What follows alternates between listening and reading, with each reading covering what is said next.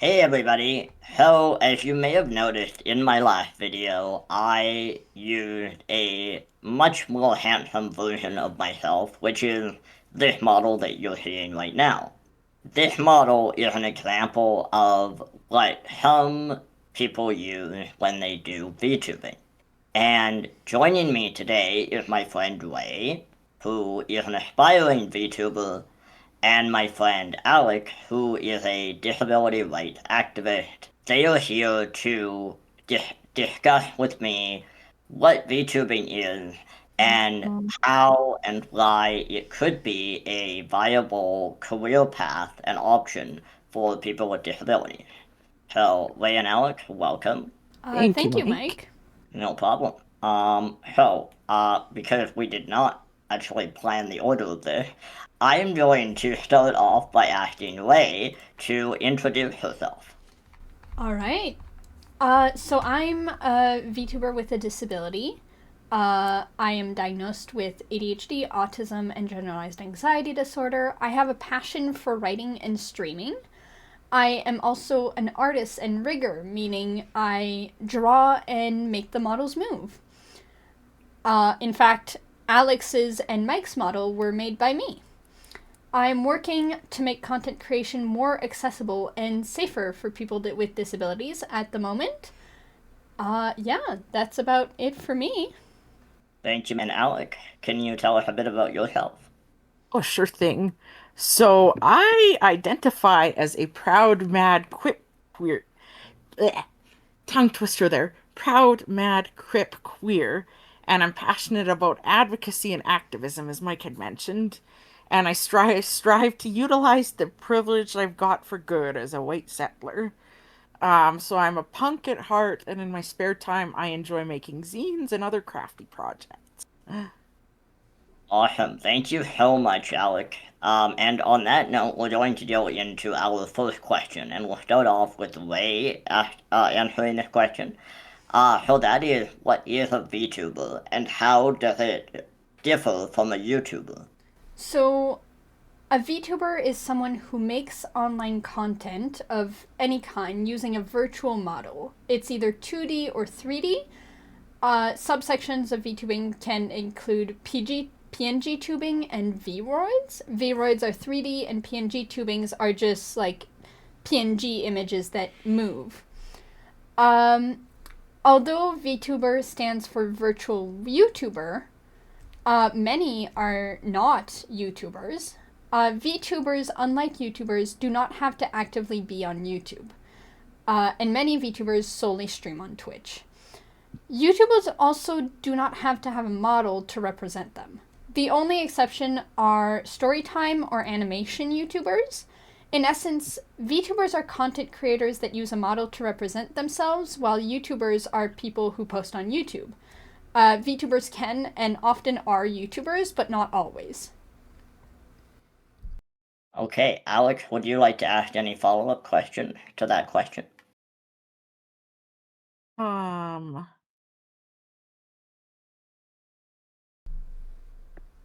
okay, so I would just say, oh, I'm trying to not avoid a question we have already.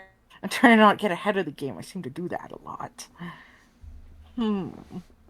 So It's I just okay want if to you say, don't. it sounds like VTubing is one of those places where you can find, well, what do I want to say? Like, the happy balance between where you're, I mean, you're making money, you're supporting yourself, but at that same time, you're also doing something you love. And you're learning more about your hobbies and something that interests you.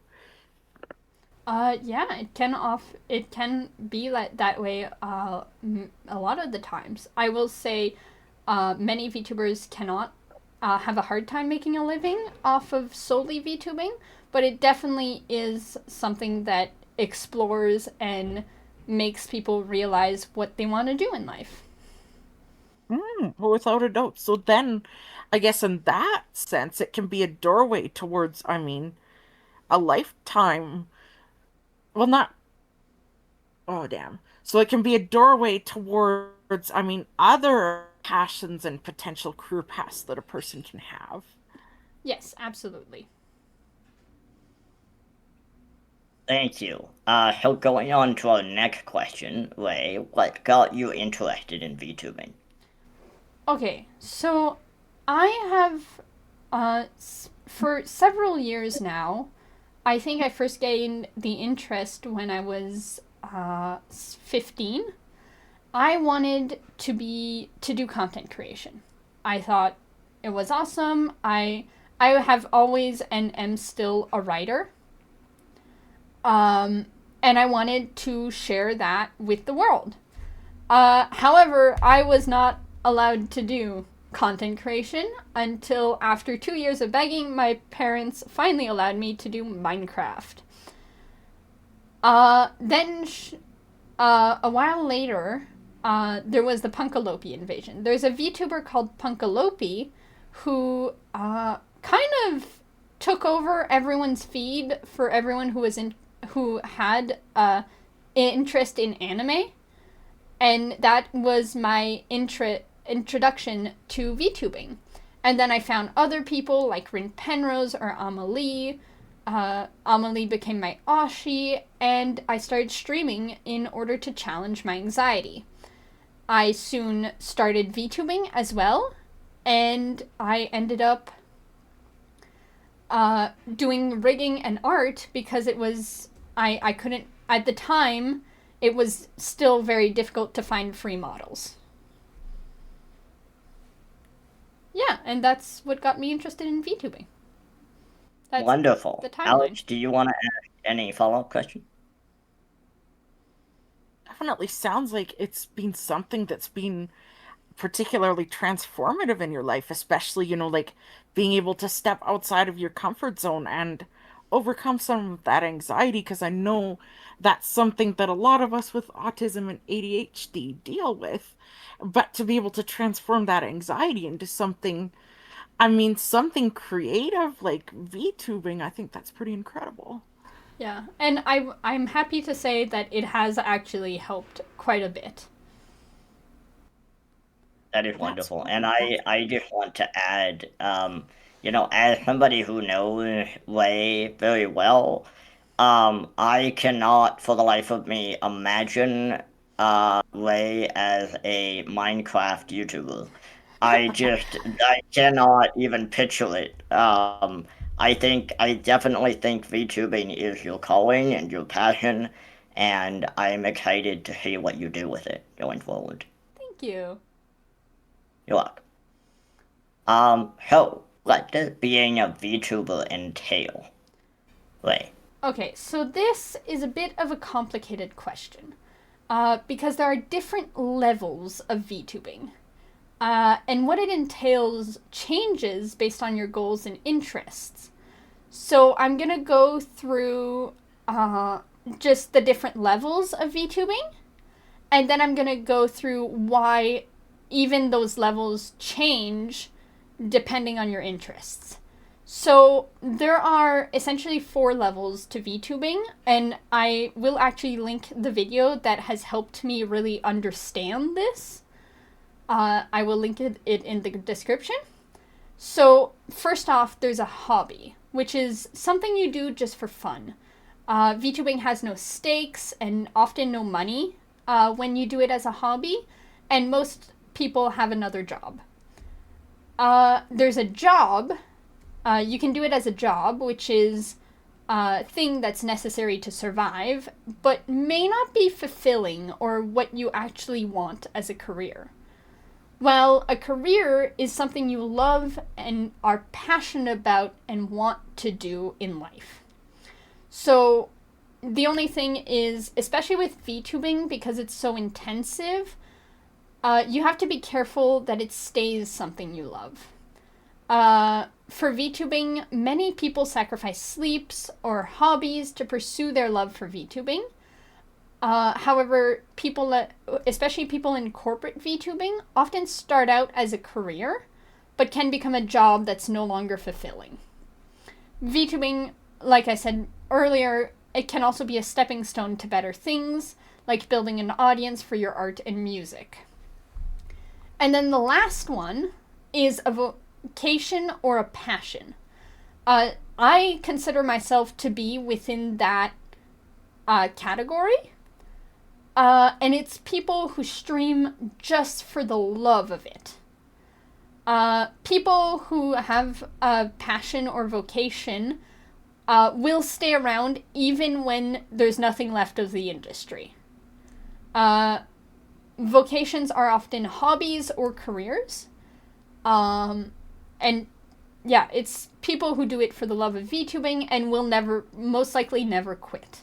It's hard to tell which people are doing it as a career, a job, or a vocation, but eventually you do find out. And a couple notes. Every option for VTubing is completely valid. Whether you just do it as a hobby or you do it as a career, it's completely valid, and you should not be pressured to pick one or the other. Just do what feels right for you.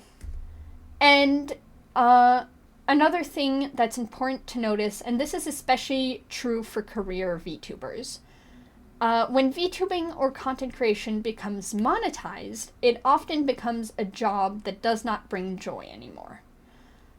Make sure that you take care of yourself and pick the right path for you, regardless of monetization. So I'm quickly going to go through the different types. Hobby is fun. Job is survival. Career is essentially desire. And vocation is need. It is the thing that you cannot live without. So I actually really... Yeah, that's essentially the 4 levels of VTubing. And of course, what you love doing and your interests work despite which level you're in. I just wanted to say I actually really like the plain language description of what those 4 levels are, because I think that we tend to think about these different things like hobby, job, career, vocation in such a high level way that we don't really break it down into simple terms, and I really like how you address that. Thank you. That's really nice to hear. Like I said, I did draw a lot of inspiration from a video. It's a video called VTuber as a career, job, as a hobby, job, and career or vocation. And it really explains even more in depth than I just cleared. So, and explains issues of each level, and really explains how to figure out what level you're at. Absolutely. Alex, did you want to ask any follow-up questions? Well, I was going to say thanks, Mike, for essentially stealing the words out of my brain. Great minds think alike, but anyways, so I really do appreciate, the in-depth explanation of each different category. That's something that I wasn't even clear on, so thank you for the enlightenment there. And I guess I wanted to say, I also appreciate the importance, how you explained the importance of self-care. In terms of when a hobby or a vocation ends up becoming monetized and turns into a career. Where was I going with that? I can say I've definitely been guilty of the joy being sucked out of hobbies because I decided to monetize them, and I wish I would have known about your kind of philosophy beforehand. So very much appreciated. And then I guess a question for you I have is, so you said that right now VTubing is a vocation for you, but could you ever see this turning into a career? Absolutely. I actually hope VTubing will be a career, but I also have things that I do for me. I plan on talking about my stories and eventually publishing books. However, the actual writing process and that love of writing will remain separate from my VTubing, so that I still have something to look forward to. Wonderful. I mean, that's some lovely insight, and it sounds like you are definitely on a good path. So, I mean, sending all of the support towards you and your future work. Yeah. So I am now going to mess up my co-host question order by asking a question that is not the next question on the list. So that is, why is anonymity so prevalent in VTubing? How'd I know that was the question you were gonna ask? You So know me so well. Like, VTubing started as a completely anonymous thing. It no longer is, but many people still keep it as a completely anonymous, however, some don't. And it has to, why it's so prevalent, it has to do with how it started. What VTubing originally was for. So, which is, among other things, to prevent doxing and to protect people. It actually started mostly with women. There are now men, but it originally started with all women, and many of whom were afraid of stalkers in Japan because it started in Japan. And they didn't want to be stalked, but also make content creation. There's also a desire to keep your private and online life separate, and a desire not to be judged. One of the examples, and I'm sorry, Ironmouse, for calling you out on this, but I recall that Ironmouse mentioned that she has a lot of self conscious thoughts over actually showing herself and showing even just her hands because she has a lot of scars. Ironmouse is a VTuber also with a disability. She has immunodeficiency, and she often cannot leave the house and has like a lot of health problems. However, despite that, she became the most well-known VTuber in the world. And the other thing is, nowadays, is a lot of faceless content creators get asked, oh, when do you get a face reveal? Face reveal when? And even with the animation VTubers, they get that a lot. So being able to put a face, even animated, to the voice and already having the sphere, like, protect the anonymity of VTubers allows that to be less prevalent. And lastly, a lot of VTubers actually have lore and stories, and keeping your model and not showing your face too often can actually help with the illusion of that story. I believe Alex has more to say about this. yes, I was gonna say, like, and when you describe this and the whole concept of safety, especially with women, that also makes me think of other folks who may be, in a position where they're vulnerable, and their safety needs to be protected. So, relating this to the disability community, it sounds like VTubing could perhaps be a safe way of protecting those whose safety may be at risk due to their disabilities. So, like those who are in guardianships, or they're in treatment facilities, or they may have cognitive and developmental disabilities. It's very well put. Yeah, and sorry. I'm done. Okay.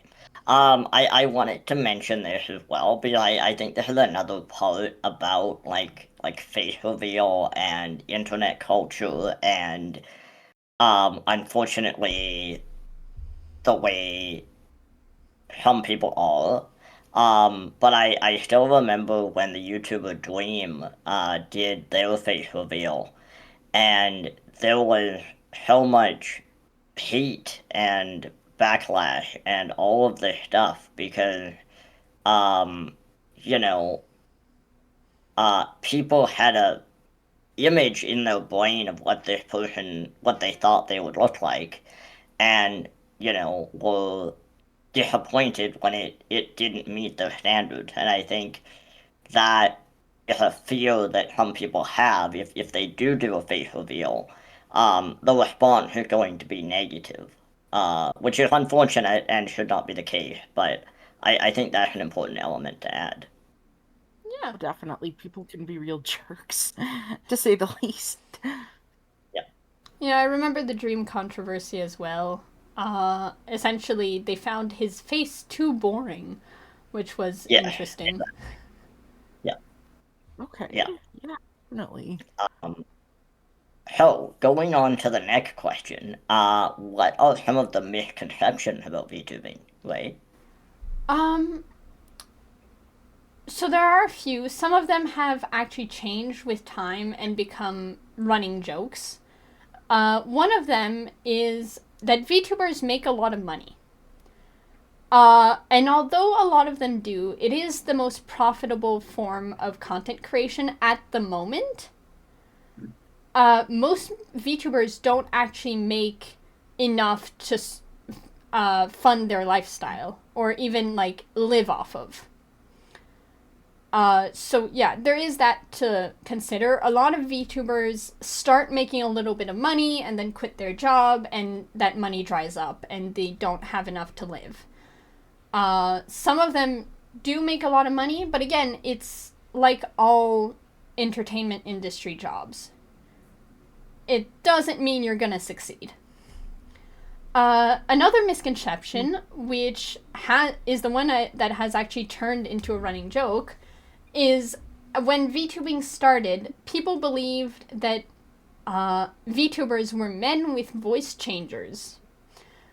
I have two things to say to that. One, why? A lot of VTubers have very feminine voices. And two, a lot of agencies actually don't accept men. So agencies, they're corporate and they're essentially like companies that sponsor VTubers. And a lot of them don't accept men. They only accept women, or if they do accept men, it's going to be an all men's group instead of a mixed group. So there's still a lot of misconceptions with that. And the third one I want to cover is that VTubing is easy.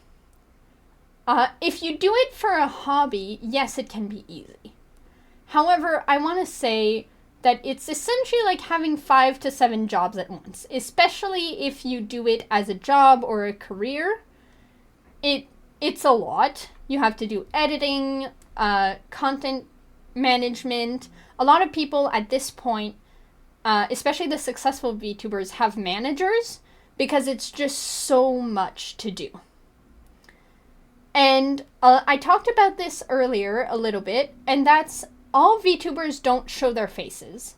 There is actually a rise in VTubers who do show their faces, but there are 2 exceptions. One, if they don't want to, and 2, when they're in an agency, a corporate agency, most of the time they're actually not allowed to show their faces.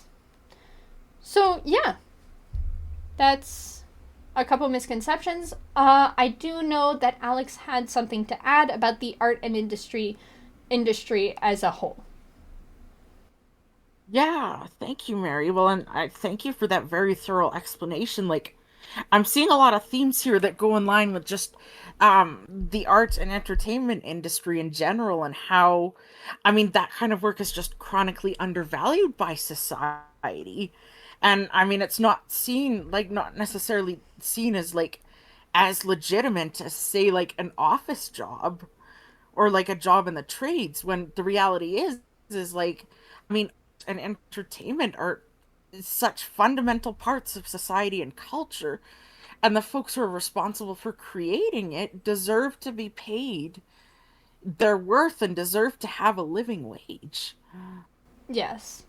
I Absolutely. will mention that we are actually going to talk about how VTubing is considered as overall in the employment world, and or a little later. Well, actually, before we get to that, I would like you, if you're comfortable, to talk about pricing when it comes to VTubing. Absolutely. So, uh, VTubing has different levels of pricing. You can do VTubing for free, you can do it for fairly cheap, or it can be insanely expensive. A lot of the corporate and like really popular VTubers go for the more expensive ones because they have more skill or more practice.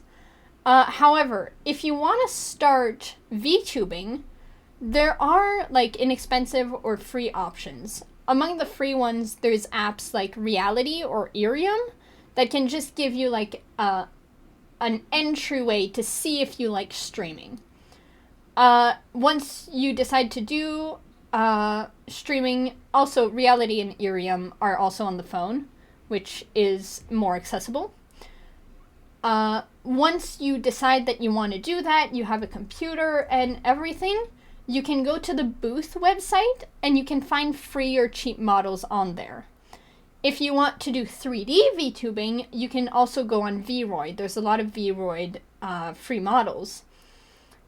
And then if you still like VTubing, you can invest in a personal model using pre-made customizable models, which are less expensive than a full one, probably like under $100, like around the range of $100. And then once you've decided that, hey, I really like VTubing, I want to like really invest in it, and then you could consider getting a new model. Couple things to keep in mind. You need to be happy with your design because it will be who people know you as. You can change your model, but certain design elements have to stay the same.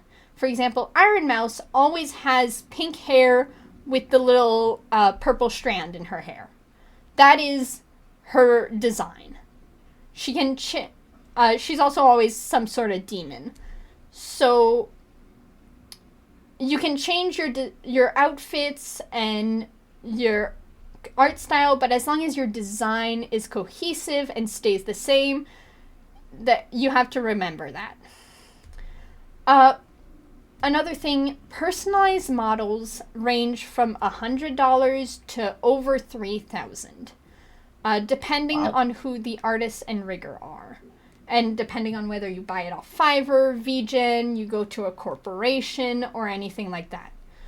Corporations are usually the ones that can charge over $3,000, while Fiverr is around like the 200 to like 500 range. And then VGen, I'm not actually sure yet. I haven't explored VGen as much, but there's more rules on VGen, especially over AI. So it's safer, but also more expensive than Fiverr. An example of how much it costs is my model cost $400 to make. I make Mike's and Alex's model as a friend. I also make the models for the Disability Advocacy Streaming Collective that I'm working on. However, I'd say with my current skill level that if I were to charge for a model, I would usually probably charge like $100 to $200 depending on the complexity of rigging and art. But again, that the price is so low because I'm still learning. Absolutely. Thank you. Alex, did you have any follow-up question to that one? Let me think for a second. I was a little bit distracted by the little floofy 4-month-old chaos demon in my house. He was out there knocking around things. All right, we were talking about pricing. Oh yes, pricing. So I mean, when I think about like pricing and accessibility, I mean, well, for one, I'm super grateful that you were such an amazing friend and you made these beautiful models for Mike and I. And I mean, yeah, you definitely have a lot of potential in terms of perhaps being able to do models as a way of monetizing VTubing. But then I also like how you had mentioned that there are some like low to no cost options, like just for folks who are entering, I mean, the hobby slash vocation. Yes, it's very important that there are free versions because otherwise, it'd be very hard to get into VTubing. Mhm. Absolutely. So next we're actually gonna go back and we're going to talk about why VTubing could potentially be a good career path for people with disabilities. So uh, I wrote this thing, and the last 5 sentences are about niches. I'm gonna explain what that is in a sec. But VTubing could be a good career path because it's accessible and usually anonymous. Hang on, I clicked on something. VTubing doesn't have to cost much. OBS is free, and VTube Studio is free if you don't mind the watermark. Even then, if you want to remove the watermark, it's only like $10. You can get a model on the website Booth for free. Booth is a website that's a global marketplace for creative endeavor, at least according to their own words. If you have trouble talking or like your talking isn't the best or you're not comfortable people hearing your voices, it's actually acceptable as well. Many VTubers use TTS or text to speech. A good example of a VTuber who doesn't use their own voice and still like got really popular is Zentreya. Although she has since upgraded to a better system, I believe a couple months ago, she is using text to speech. You can also stream on your phone if you don't have a computer. VTube Studio is available on phone. You can also stream on platforms like Irium or Reality. Overall, VTubing is generally safe and accessible, which makes it really ideal for people with disabilities. It also allows for varied content, and there's so many things you can do as a VTuber, from streaming on Twitch, making videos, or making TikToks and Reels. You can also just be an artist or rigger, meaning someone who makes the models move or draws the models. You don't actually have to do VTubing yourself in order to participate in the VTubing culture. And this is where I go into niches. You can find the thing you love doing and just do it. That's essentially what a niche is. It means focusing on a specific or specialized topic. You can find your niche by finding what you love. Do you only play visual novels, horror games, or The Sims? That's your niche. That's what you do. Do you talk about advocacy like Mike and Alex? Do you talk about writing or even rocks? You can talk about rocks. That can also be your niche. A niche is what you focus on when making content, and the best way to find it is to find out what you love talking about. That's really all you need to start. A free model, a recording software like OBS or Streamlabs, a platform, so Twitch, YouTube, TikTok, whatever you want, and a niche. That is what makes it so easy for people with disabilities to create. And of course, you can keep yourself safe because you have a model. And I know Alex had more to say about people who lived with chronic illness. Oh yes. So, I guess I live with several chronic illnesses that limit my energy level and my abilities on a day-to-day basis. That can be really unpredictable. So, like, it's hard for me to work a traditional job that has scheduled hours that, you need to show up for if I don't know what my health is going to be like each day. So I can see YouTube being a particularly viable career option for folks who are in my position. because so it can be done on demand and it can be done anywhere. And I mean, okay, I don't like to focus so much on aesthetics, but I mean, you don't have to like do your makeup and make sure your hair is looking stellar, if you know what I mean. Yeah, and unlike a traditional job, where you have to be there for like schedule hours and like follow a strict schedule, depending on how you VTube, whether it's a hobby, a vocation, a career, or a job, you can do it however you want and however often you want to do it, which is really important for people with disabilities as well. Really is. Because the traditional Oh, workplace doesn't tend to fit us very well. yeah, totally. I didn't mean to interrupt you. So I'm gonna throw a curveball question, and if you can't answer this way, that's okay. We can edit it out. But I'm thinking of somebody who, maybe live in a community or whatnot that doesn't have access to the support that they need to help them like understand how to rig or understand how to even add the model to their VTube studio. Is there a way that people can learn these skills in a plain language way that you're aware of?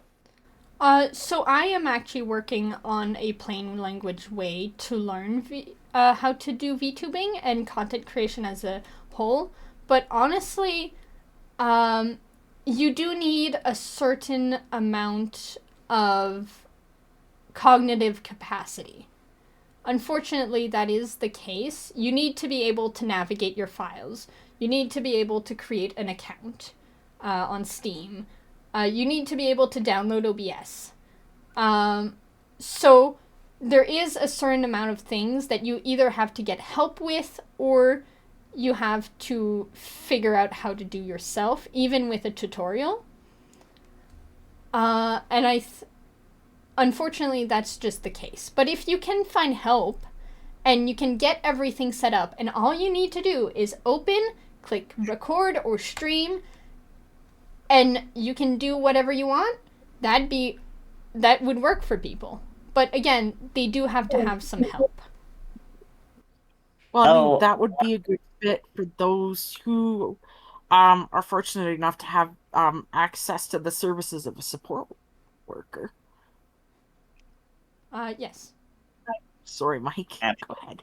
no, that's okay. On that note of getting help, in your experience, have employment support agencies been receptive to alternate forms of employment, like VTubing, streaming, or self-employment?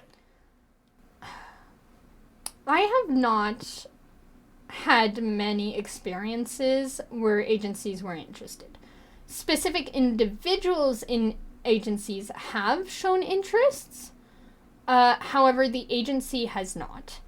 I've actually seen many eyes glaze over the moment I mention VTubing or content creation because they don't want to hear it. I do make it clear to the streaming agencies when I say this is something I want to do that it's very hard to do as employment. I mean, that probably doesn't help. But as for self-employment, they also haven't been receptive. A lot of people come to employment agencies because they have trouble finding a regular job and cannot afford to live. Give me a second. Self-employment does require a fair bit of know-how and resources which many simply do not have. However, for people who are financially secure but cannot do a regular job, such as people who with disabilities who are on AISH or income support or whatever, or simply don't have one, self-employment I find is not talked about nearly enough. It's seen as too volatile to be a job, at least not a safe one, even though oftentimes it can be safer than having a traditional job. So yeah, the short answer is no. Employment agencies are not receptive to self-employment and content creation as viable career paths. And unfortunately, they do not have the resources to help people who cannot hold a regular job and need to turn to these alternate forms of employment. Oh, what are some things that you think they could do to help job seekers with disabilities explore these job opportunities? So there are four main things I would mention. First off, the most important one is acknowledge that self employment is a very viable career path and an option for people, but make the challenges clear. You cannot say, oh, just do self employment and then not be like, it's gonna be hard, but it is possible. And again, you can't just say, do self employment and then not give the resources to do self employment for those who need to do that. So, having people proficient in social media and business would help a lot, both for self employment and regular employment, honestly. Many regular jobs now need a social media presence in order to actually hire you, so it would be a good idea.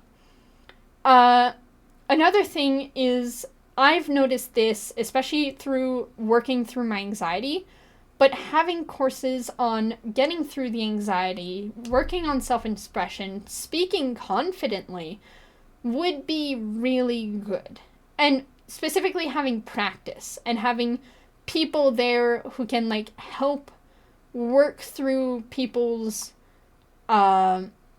limits and barriers. And the last thing is being more aware of different types of disabilities and how to accommodate them.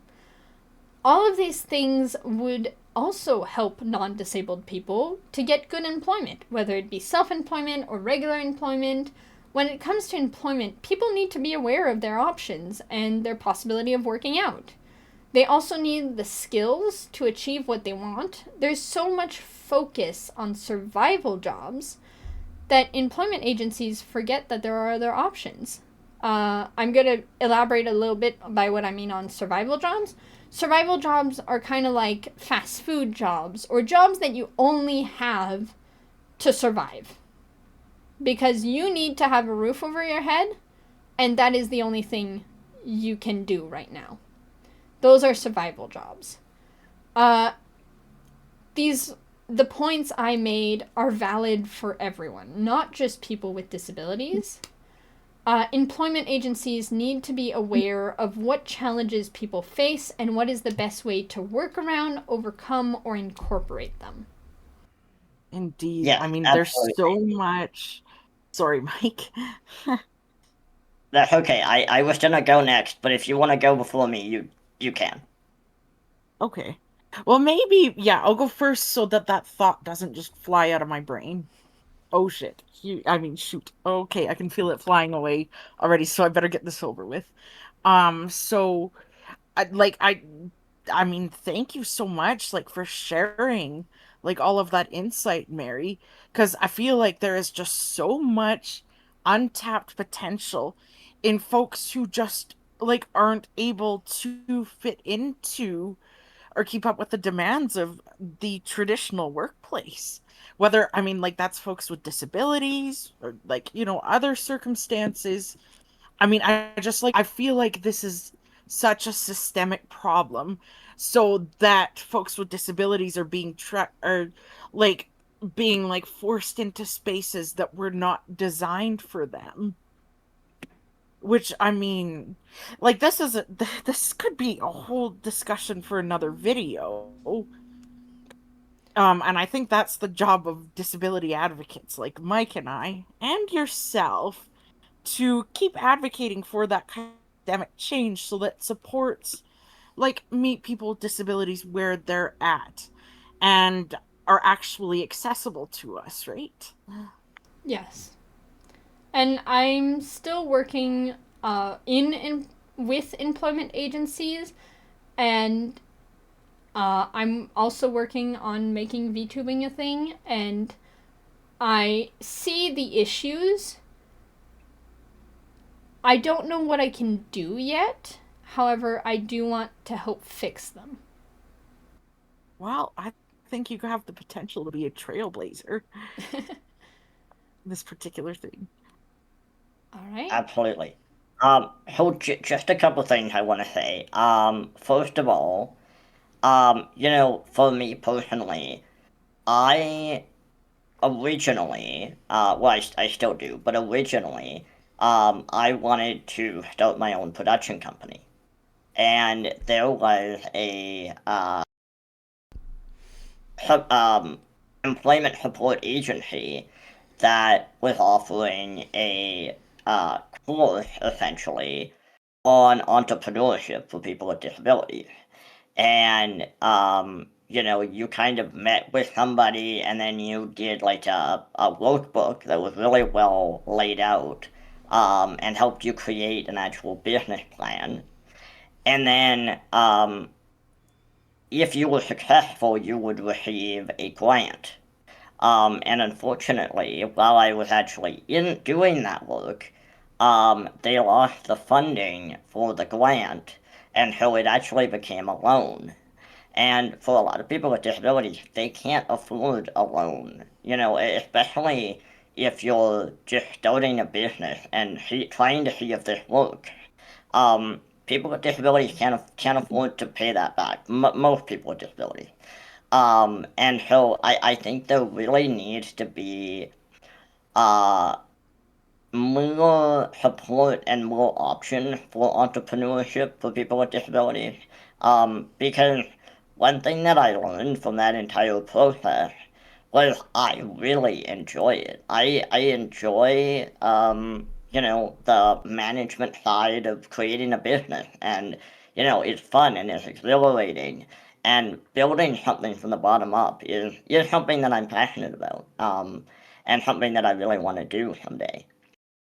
Um, the other thing that I wanted to say is through Gateway Association in Alberta, there's provincial hubs all across Canada, but Gateway Association is the provincial hub for a national program called MentorAbility, and essentially what it is it connects people with disabilities who are interested in a certain topic. So whether that's content creation, whether that's geology, whether that's psychology,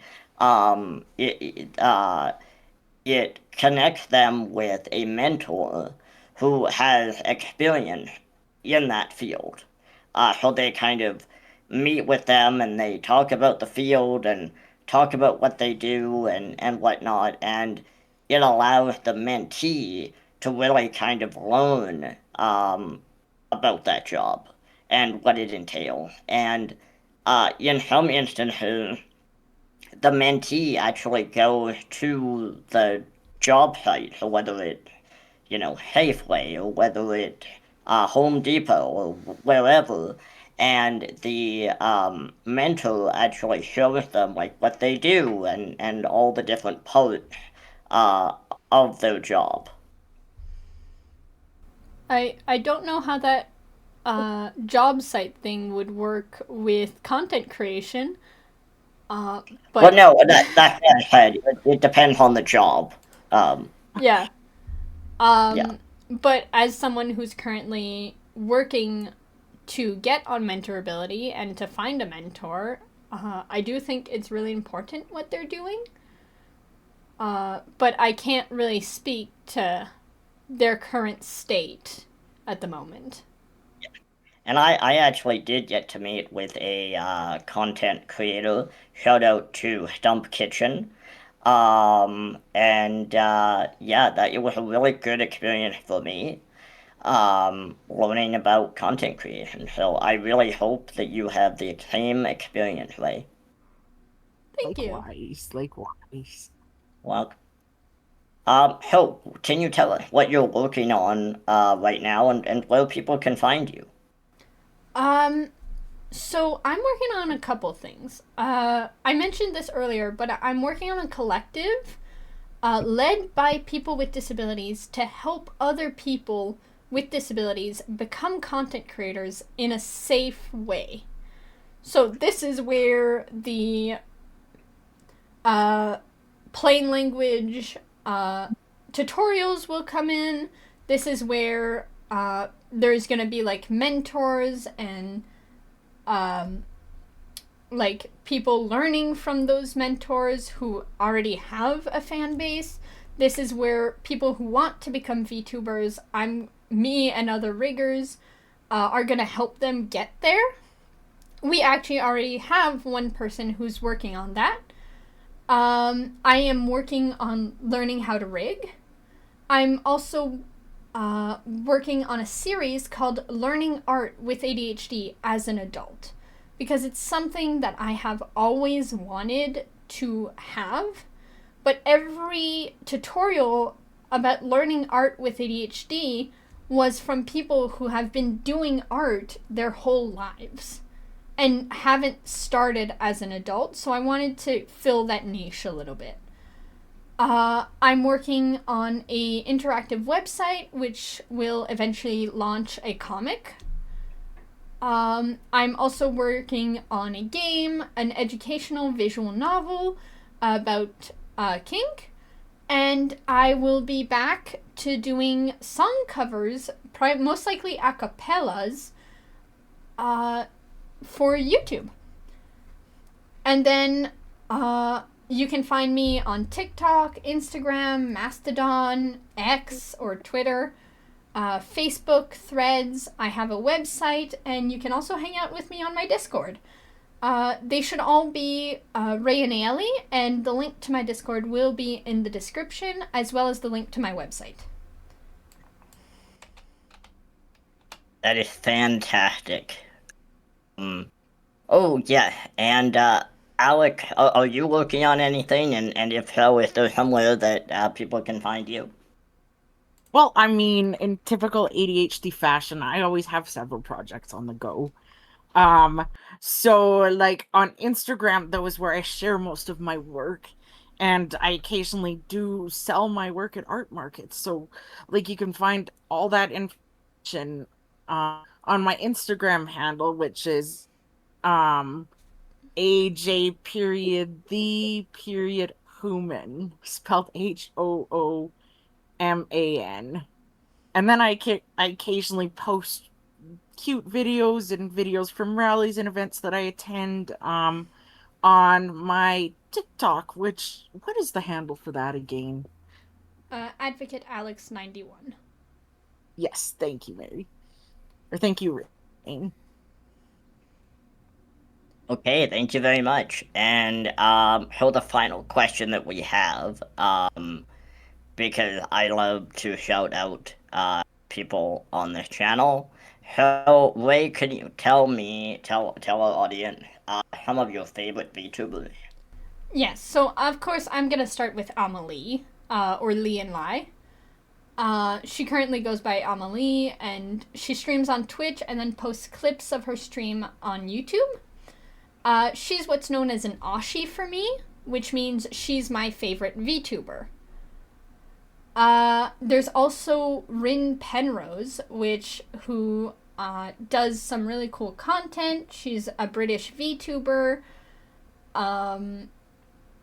Yeah, she does content with her mother and brother and has a very fun way of talking. There's also YuchiVT, VT standing for VTuber. I really like her because she does a lot of content on exploring ADHD and autism as an adult, being someone who'd got diagnosed later in life. And then last but not least, you can't forget to mention Ironmouse, who's a great advocate and has done leaps and strides and in the immunodeficiency realm, has gotten like hundreds of people to donate plasma and has raised over $1 million, I believe. I'm not quite sure about that one. For the Immunodeficiency Foundation. So those are probably my favorites. And again, links I will be in the description. Yeah, it will. Yeah, all of those will be in the description. And I also want to shout out Ironmouse because, as a disability advocate, when Ray told me about the controversy that happened and, what all went down, I was, um, obviously very angry and very upset, and I really admire, that you stood on principle and that you handled that with such grace and such dignity. And yeah, I really admire Iron Mouse for that. And just before we go, I do just want to let my viewers know, or let all of our viewers know. Um, so when I first got into content creation and I was trying to figure out what avenue I wanted to go down, I had a few, and one of them was the video essay avenue, and I really, really liked, I still do, how the Right Opinion on YouTube does their videos. Um, with their model and having their model in different parts of the video and just kind of, appearing and stuff like that. I always thought that was really cool. So that's part of the reason that I asked Ray to create this model for me. The other part is because I also really like the YouTube channel Brewstew, and their animation style is quite simple, which, when I was originally thinking of doing this, I thought, well, at least I can actually do that. I think I could actually somehow achieve that. So, and that would be for creating little short stories with animation to talk about different issues that people with disabilities go through. And so yeah, I guess my last thought on this is if you folk like this style, if you like the model, and the model can be, tweaked if need be, but if you like this style, I will continue to do it and I will continue to use it throughout my videos. So please let me know in the comments. And yeah, Alec, Ray, do you have any last words? Uh, I I think this is more something that's going to be in the top comment, talking about like little things that we've missed. But we are going to elaborate on which controversy Ironmouse was a part of, because there's specifically one with like a big corporation. The one specifically we're talking about is the Ray and Rakai controversy. However, yeah, please go show her some support because she kind of got screwed over with Vshojo. And yeah.